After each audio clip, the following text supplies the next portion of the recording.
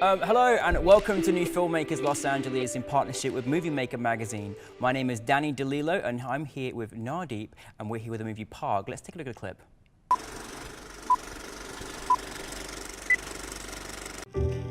Hey, so what do you think about us, staying in tonight? What? We can rent a movie, we can get some Chunky Monkey ice cream. Oh! Nanu? Yeah. Babe, they're just coworkers, not spider people. Hey, you don't know that. They could be spider people. Look, I need to get some work done on the pitch for Monday, okay? It's gotta be sharp. So you'll just meet us there. I guess I'll get us some chips and beer? Mm-hmm. Thank you so much for your film. I thoroughly enjoyed it, but there are viewers that haven't seen it, so tell us a brief synopsis of your film. Sure. Parg is a story about a Sikh American's response to a hate crime on the 4th of July. That's it in a nutshell. Yeah. It's a short film. It's otherwise to tell you the whole story. No, but it follows a Sikh American through just a normal day in his life, trying to celebrate the 4th of July with his family, while there's a looming cloud of this hate crime that happened elsewhere in America that he starts to obsess over through the course of the day. And as we explore the sort of daily microaggressions that he goes through, while we follow the daily microaggressions he goes through, we start to see him start to unravel and eventually leading to a tragic decision he makes about his identity in the current American climate. I mean, normally I would ask, like, where did this inspiration come for you in creating this story? But sadly, it's obvious. But where did it come to you? For you personally, where you're like, you know what, I need to make this film. When was that moment for you? Yeah, I call it my come to Jesus moment. Well, so the election of 2016 obviously was a fraught election, and there was a lot of hate and fear that was rising up, and hate crimes, and that fear was really palpable and really like sort of omnipresent. And once the election happened, literally the day after that, I was walking from my apartment to the 7-Eleven on my block in LA, liberal city, and a pickup truck drove by, and these two good old boys screamed out of the car, "Time to go home, Osama, it's our country now." And I hadn't heard that kind of rhetoric since 9/11, post 9/11, and it was pretty shocking. To say the least. Yeah, and I'm pretty politically active and involved and stuff like that. So, trying to figure out what to do with these emotions, and at the same time, the news was starting to report on hate crimes at a more regular, sort of in-depth feel. So, particularly towards South Asians. So, post 9/11, they would report on like Muslims, Sikhs, other South Asians that were being attacked, or the sort of vitriol that was happening. But it started to peter off. But those kinds of actions didn't stop. And I remember a couple years ago there was a shooting at a Gurdwara in Wisconsin, and I believe it was Wisconsin. I think. You're right. No, you're right. And it was reported on for like maybe a day by most news networks, and then it kind of like was forgotten. And what happened was in 2017, Trump was elected, and the hate crimes that were happening were reported on, but they were consistently reported on. So it was in the zeitgeist, and everyone was hearing about it. I was hearing about it, and it sort of just kind of stewed the fear that was already existing there. And there was a shooting in Kansas City that kind of got the sort of national zeitgeist, And I was like, I have a voice as a filmmaker, as a storyteller. Yeah, you do. And I figured in the world that we're living in right now, it would do a disservice to an artist or a filmmaker or a storyteller to not say something about the current climate that we're living in. So that's kind of what was the impetus to tell the story, to try and explore that fear from a very personal very personal viewpoint, so that people who haven't experienced it can maybe empathize with what someone goes through.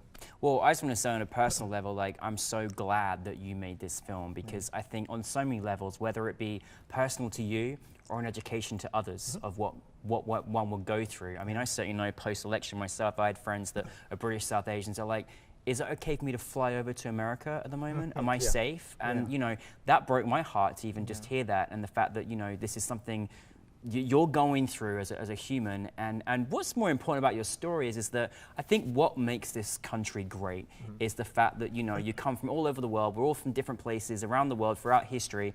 But we're all American, you know, and the fact that you were celebrating this American tradition of 4th of July, which just shows the camaraderie we should have as American people. And I thought that was, in particular, such a great, you know, a great sort of highlighted American holiday, which highlights all American people, because you are American, you know. And I think that was an important thing for people to understand, and sort of understand the concept of just what that is. What is 4th of July? It's independence, you know, and we should all be.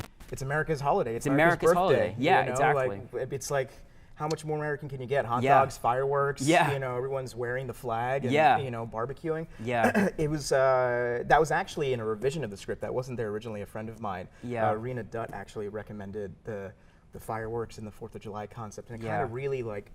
It was sort of the glue that tied everything together. Yeah. Because the idea of the story is, yes, this main character is a Sikh American, which means he has the turban and the beard, but he's as American as anybody else. He just sounds to be Sikh, and it's like, that's all it is. Yeah. Exactly. And the only thing that differentiates him from someone else or an American is just the visage. Yeah. And, you know, unfortunately, that's what gets him into trouble through the course of the movie. Yeah, I mean, I think what was so, you know, wonderfully engaging as well is that you made a film that, you know, whether you'd experienced something like that yourself, you know, through just any part of, you know, being American and people trying to put you into boxes or certain things, more about it is it just made people observe and be like, yeah, there to clock what is going on in the world right now, and acknowledge that, and you know, try and, you know, help decrease those such things as hate crimes as such as well. And such an important subject that we should take, and from many different perspectives as well. I think it's also important. Yeah. I mean, that was one of the. So when I originally conceived the story, I was thinking about the main character being Muslim American, and then talking to one of my oldest friends in the world, Nardeep, who's also grew up Sikh. He and I kind of came up with this image of, you know, a Sikh man shaving and cutting his hair, and why would a man like that do that? And look, I grew up Sikh with my family is Sikh, and it dawned on me that you don't see any of that stuff in America. And also, you know, Sikhs face a lot of the brunt of these hate crimes because people don't know who they are. They just see something and they're like, oh, we vaguely think you have a turban, which kind of think that makes you a terrorist, maybe? I don't know. No one really knows who they are. So it was important to show, in just like the smallest way through this film, like, hey, these are just people, you know, like you and me, and whatever misunderstandings or preconceived notions you have, throw them out the window, because you don't know anything about these people. There's no reason to be afraid of these people.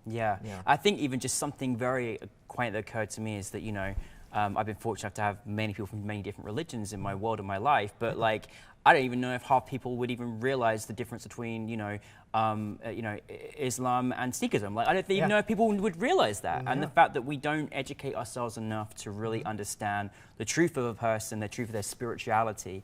And so I think that was also something that I'm glad that you made that choice actually as well. Well, it's like, okay, so if a Sikh person is being attacked or being called like, oh, you're a Muslim or whatever, it's not in us to be like, oh, no, I'm not Muslim. Exactly. Because it's weird. Like, why would you do that? Right, It's like in the sort of teachings, I mean, it's just like a good person should know this, but don't throw another community under the bus. Exactly. And that's part of like the major part of Sikhism. So it's like this sort of oxymoronic thing where it's like, hey, don't attack me because I'm not the thing you're afraid of. But you shouldn't attack them either. Exactly. It's all wrapped up because no one knows. Everyone's ignorant about these groups of people. But it proves our ignorance, really, in general, that, you know, we just assume and we make assumptions, and we should never do that, and we've got to eliminate this. And I love that you put this with a touch of realness, and there's a you know, you see his journey, and it's so hard because your character just goes through his journey and just wants to get on in life and just have his friends, and you've got this great project that's going on with your character, and you know, we're rooting for you throughout the whole thing. And you know, and you have to watch this scene because it's, you know, from what feels very lighthearted, and as you begin, you go on this journey, and like, I actually, you know, there was a part in the movie where I struggled to watch it. It was the part at the end was so painful to watch because you saw what that was doing to him, and how you shot that was so beautiful as well. Thank you. And very, very moving. And I don't think anyone could walk out the movie theater and not feel touched by what they just seen or affected, which was wonderful. Was that something quite, you know, because you really did show this kind of, oh, very light-hearted guy, he's a really nice guy, he's really awesome, to the real truth of what this guy is going through. Did you kind of really want your audience to kind of be drawn into, yeah, oh, it's all very fun and lighthearted, to, no, this is real? Yeah, yeah. So, in writing the project and in sort of like conversations about what this film was going to be, it was important for me to show these sort of racism, bigotries, and microaggressions occurring to just on it, like what happens to us on a daily basis. Like we know the extreme versions, right? We know the sort of police brutalities aspect of it. We know the overt racisms that happen, but we, as people of color, deal with them on a daily basis in small ways, and it's those small things that can start to really tick away because but we learn to live with them. Yeah. So, and we learn to deal with them with a lot of humor and sort of levity, because it's like, okay, you don't know, whatever, fine. So that was important to sort of track his journey through the course of the day of like, yeah, he experiences a lot of it, and some of it makes him uncomfortable, and some of it he's able to just throw over his shoulder because that's just daily. Yeah. Like, this is a normal thing for him to have to deal with, and he's gotten used to it. Yeah. But then by the end of it, there's a snapping, there's like a breaking point. And it's meant to be tragic, and the idea is that you see him, I guess the idea is that through the course of the levity of it, through the lightness of it, through the course of it, you're able to really engage with him and sympathize and empathize with him. So that when he does reach his breaking point, even you feel for him. You don't want him to do that. And yeah, I don't know if that answers your question. No, I mean, I think these are all really important, you know, issues to discuss, and we have the best platform ever of this moving image to showcase this. And I don't know, I mean, you're this multi-talented, you can just write, you can direct, you can act. I mean, there's not a lot you can't do. You know, how has that experience been for you making this project? I mean, was there any challenges having all of those roles involved and as well? And you had this great ensemble cast as well, and had this big barbecue. What was there any challenges, or was it just like plain sailing easy for you? Yeah, it was the easiest thing ever.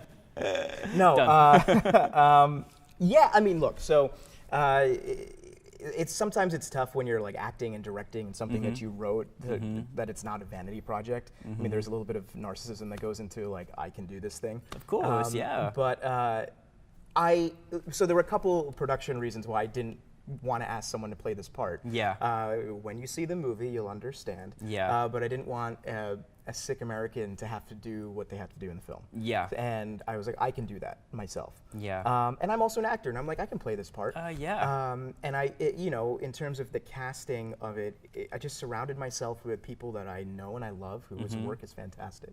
And I basically was like, okay, like, here's your character, and your character and our friendship in real life, like, you know, Nicole Payson, who plays my wife in the film, is fantastic in it. Fantastic, yeah. It's funny, even last night, people were like, are you guys actually married? Yeah, like, you know, it's like, oh. It's and people are like upset when they find out that we're not. Yeah, and we're just, I like, know, friends, you're just supporting the audience now. Yeah, exactly. Sorry, spoilers. But it's acting. Yeah, no, in terms of, you know, it's interesting. I've made films for over the last 10 years, and this, honestly, is probably one of the easiest things I've made. And I think that's because, yes, it's very tricky subject matter, and tonally that was maybe the difficult thing to play with, right? It's like, how far do we go with it? You know, we want to make sure we're not preaching, but we want to make sure that it's still honest and it's still uncomfortable. Yeah, but it's truth as well. Right, exactly. So, you know. But even that being said, like, the casting was easy. I mean, we shot guerrilla style in New York, and Chris Lowe, our DP, will probably chagrin at this, but it was relatively easy, the production, right? Like, production sound, we always have an issue with production sound. Yeah. And literally, we had no issues with production sound during the production. There was one in the barbecue. Yeah. We had we got to set, everything is art directed, it was beautiful. We're like, all right, let's shoot, we had a plan. And then there's a construction going on in the back. What can you do? Yeah, and luckily it ended in 2 or 3 hours, and then we just slammed to get everything done. Nice. But production was super easy. I think maybe the sort of challenge came in the edit, because I edited the film too. It's just, what can we do? Low budget multi-talented. filmmaking. No, multi-talented, I say. There you go. Thank you. It really was balancing the tone. So, you know, I have a bunch of friends who are filmmakers, writers, directors themselves, who I trust with, you know, showing my work and being like, hey, what can I make better, what can I not? And it really was a balancing act in terms of pace and, are we going too far here? Am I losing you as an audience?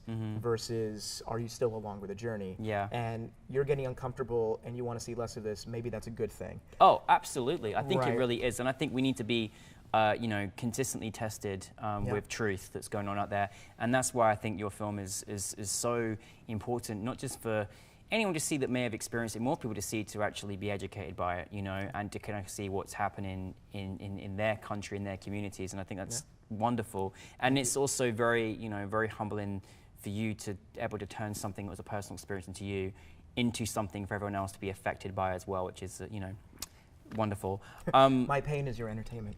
Oh God, no! I mean, it was, you know, I think the, you know, it was painful to watch, but there's something that I love about watching truth and you know, to be realigned, re-educated, like the fact that you made everybody, you know, let me just say something. So, for example, like last night, you know, what is it like then taking it from that very first moment where those two horrible people said something on that truck to then having an audience, NewFilmmakers LA, full of people to watch your film? What was that experience like to sort of take it from that to the big screen? Yeah, fulfilling.